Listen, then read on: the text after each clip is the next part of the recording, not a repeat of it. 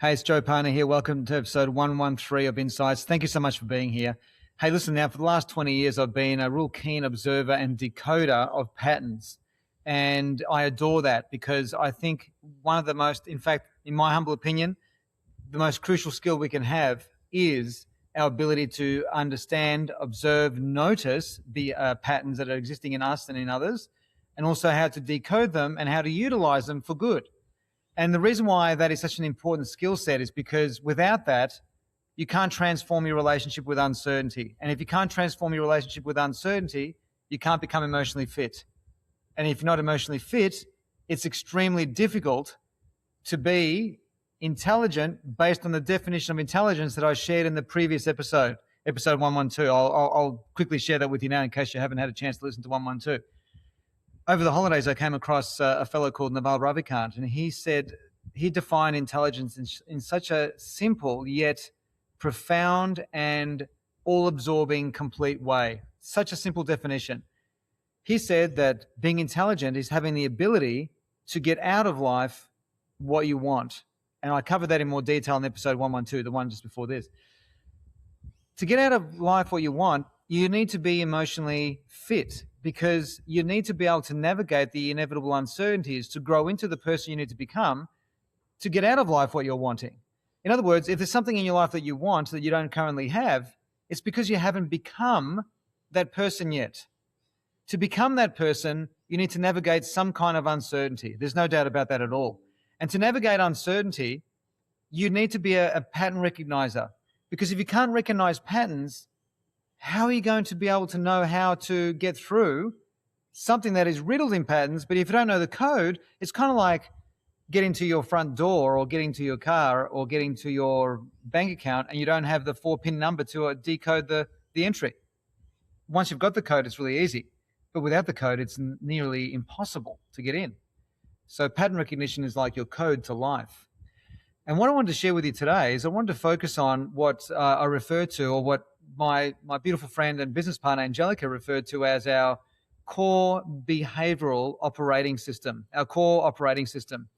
This is something like the operating system terminology is very technical, and I don't see myself as a technical person yet. And but what I wanted to say to you is that when it comes to operating systems, I'm borrowing this terminology off the field of technology, off the field of the iPhone. Just recently, my son bought the latest version of the iPhone, and it's got the latest iOS, the whatever the I is, operating system in the phone. And of course, we're up to, I think, version 18 or something. So this is continually getting upgraded every year. And the thought that I had, and I saw this somewhere, this idea, I can't remember what the source was. And if you happen to know what the source of what I'm about to share with you is, please share it with me. And that is that whatever age that you're turning, put a decimal point in the middle. So, for example, I am turning 56 in about 2 or 3 months as of the time of this recording. So I am up to version 5.6 of my operating system. Does that make sense? So whatever age you are, put a decimal point in the middle. And as you grow older every year, whatever version you are, you're becoming version 2.7. If you're 27, half your luck. If you're 67, it's version 6.7, whatever version you're up to. Now, every single year, we are going through some kind of upgrade. Now, sometimes the upgrades on our iOS happen overnight while we're asleep, right? Our upgrades in our personal psychological operating system are happening whether we are aware of it or whether we're not. There's heaps of patterns that are shifting within us. I'll give you an example. Have you noticed that what used to bother you 10 years ago, you don't even notice anymore? Why is that? Why is that? It's because over the period of 10 years, you've gone through 10 upgrades in how you operate, how you create and construct your perception, how you see the world.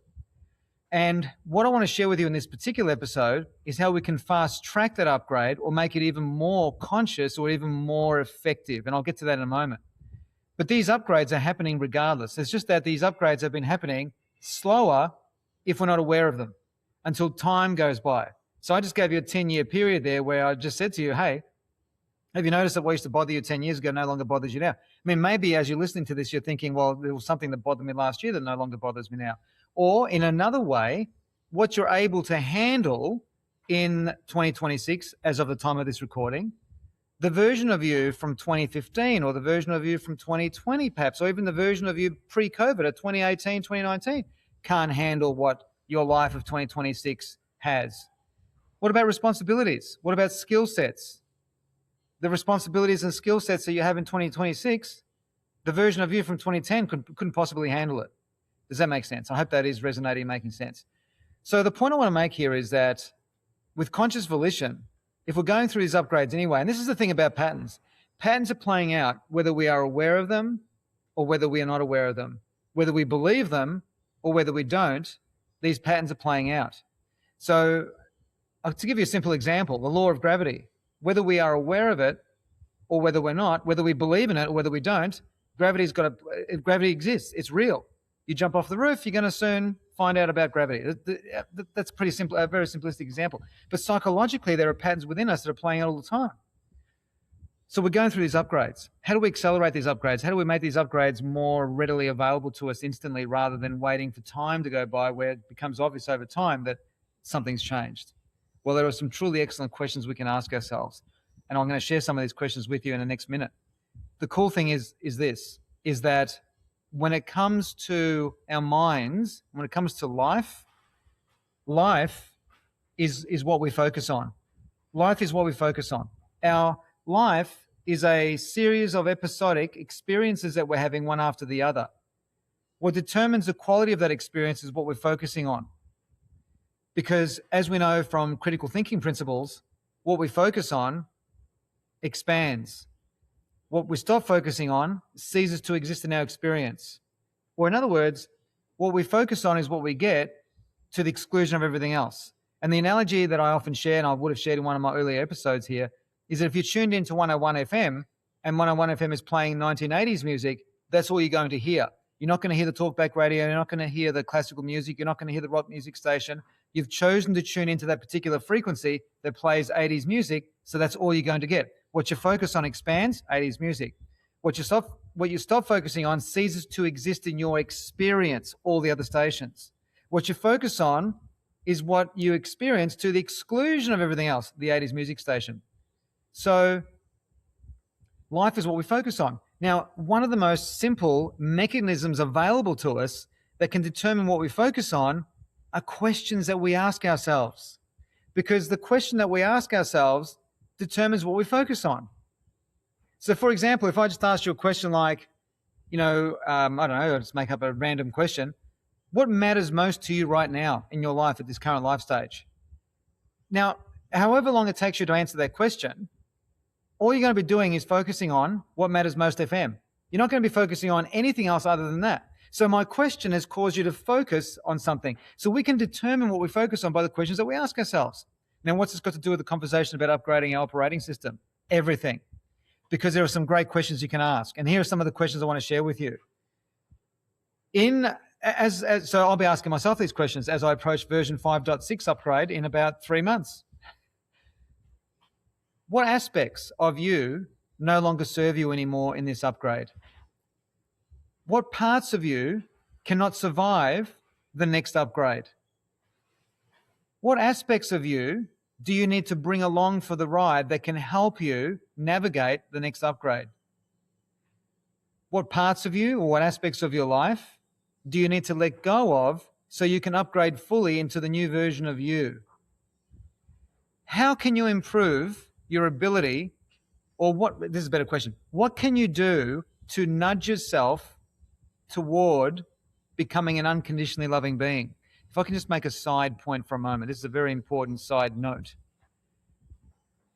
In my humble opinion, I actually believe that the greatest gift of becoming emotionally fit, or in other words, the greatest gift that uncertainty can bring us, is to have and create the ultimate ability. And the ultimate ability is to love unconditionally and to allow yourself to be loved unconditionally. It's extremely difficult. For most of us, it's impossible. For me, it's impossible. Even this morning, as I was actually thinking about this morning on my way to my run, I was driving the car and I was thinking to myself, how can I become an unconditionally loving person? And how can I allow others to unconditionally love me? And I'm driving along and there's a zebra crossing across the street. They're little crossings where when you see that crossing, if there's a pedestrian who's about to cross, you should stop. Now, I'm approaching one of these pedestrian crossings. There's no one there. And as I'm getting very close to the crossing, doing about 40, 50 kilometers an hour, behind a tree is a man with a dog. And he was behind the tree. Couldn't see him. And I crossed the crossing without slowing down. And he starts waving his arms at me with anger, like, you're meant to stop kind of movement. And I'm driving and I'm saying all of these things to myself about this idiot because he was hiding behind the tree. I felt like stopping and saying, you were behind the tree. How was I meant to see you? No one can see you there, right? And then I started laughing my head off because as I was thinking, how can I become an unconditionally loving being? The universe throws me this particular experience. Oh my God, it was so hilarious. Anyway, that's a very simplistic surface level example, but that's the greatest gift of uncertainty. Ultimately, that's the greatest gift, is to become an unconditionally loving being and allow others to unconditionally love you. That's a side note I wanted to make here. So the upgrade, you can accelerate your upgrade by asking these questions, and I'll add more questions to that. What versions of you from the previous version you love the most that you can bring along for the ride, that you can embrace? What qualities do you love about yourself or have loved about past versions of you that you can bring along to this new upgrade that will continue to add value to you and to others? These are all different radio stations I'm giving you, these different focus points. But one of my favorite questions is a question I've already shared here, and that is, what aspects of you will not survive this upgrade? I love that question. Because quite often what happens is, you see, the beauty of that question is that it causes us to focus on patterns that no longer work for us. If we can't see the pattern, we're doomed to keep making the same mistakes. But if we can see the pattern, then we can do something different. If there's an aspect of us that we believe cannot survive 2026, it could be a procrastination pattern. It could be a sabotage pattern. Well, let me give you a very specific example of a very real pattern. Let's just say, I'm making this up as an example, let's just say that the old version of you was too quick to anger, and you want to make a conscious decision to change that program, to not have that as part of your new operating system moving into 2026 and beyond. Let's just say that you see this pattern of anger playing out that has been hurting you and hurting others. Well, to give you an example, to becoming a pattern recognizer, we need to understand what's behind that. And something that I love to do, because I'm a massive fan of language. Language is so powerful. And what I love about language is, if you go, and this doesn't happen all the time, but with certain words, if you go to the original root of where that word comes from, and what that original word that created this word, so where does anger come from? And I'm talking about linguistics here. Where does the word anger actually stem from? And I'm going to share what that is in a moment.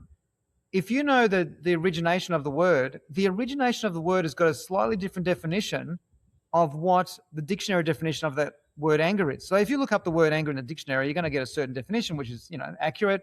It's a response to something or reaction to something or whatever the dictionary says. I should have had that ready for you here, but I don't. But if you look at the original definition of it, what was it? The original word. So the original word comes from a language I never even heard of, called Indo-European.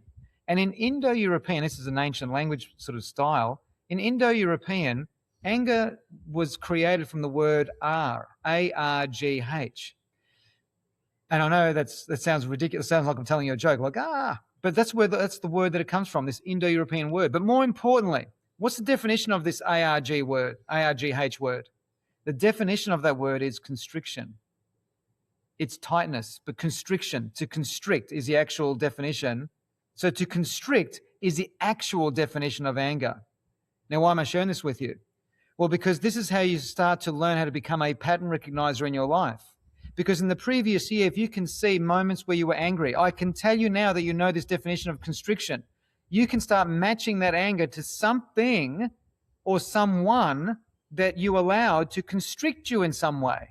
Whether it constricted you energetically or emotionally or from a values level or from a psychological level or even from a physical level. That constriction That energy of constriction is squeezing energy out, and that energy is expressed as anger. So if you can notice any patterns around what your relationship with being constricted is like, or where do you typically get constricted in life, you solve that, you solve the root cause of it, and the anger doesn't have a reason to come. Does that make sense? So to upgrade your operating system into the new version of you, by asking these questions, you might want to go to the transcript of this podcast, or you may need to watch the recording of this again. But I think I've shared about 6, maybe 7, maybe even 8 questions. Go and listen to those questions. Those questions are guiding us to focus on what we can change to fast track more effectively and efficiently our upgrade to the next version of us. So whatever age you are turning this year, put a decimal point in the middle. For me, I am approaching version 5.6. What does that version 5.6 look like, feel like, sound like? What will that version of 5.6 be seeing that the original version or the previous version could not see? What inspires that new version of you that currently you're not aware of that is inspiring you? So you can use this, the upgrade has got positive benefits and it's also got negative benefits. Now that doesn't make sense, does it? Negative benefits. What I mean by negative benefits is letting go of stuff that just simply does not belong in your life anymore. So that's what I wanted to share with you.